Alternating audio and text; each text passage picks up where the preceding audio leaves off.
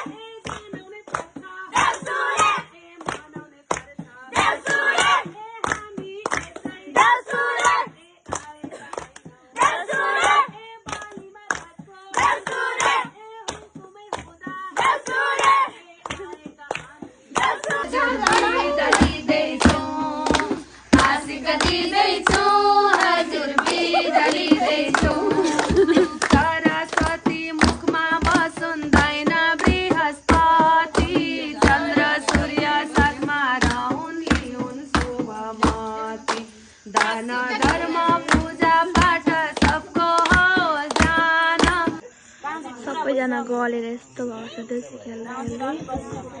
यहाँनिर चाहिँ हामीले एकछिन अब रेस्ट लिएको।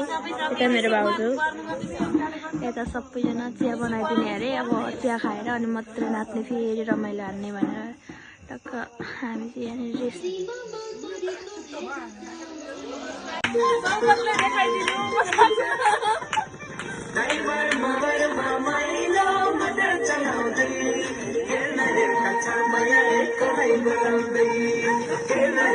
मलाई चाहिँ खासै डान्स गर्नु पनि आउँदैन, कम्मर पनि हल्लिँदैन मैले, तर पनि यसो हल्का ठुम्का लगाइदिएँ। अन्तिममा आशिष दिएर बिदाई लियौँ।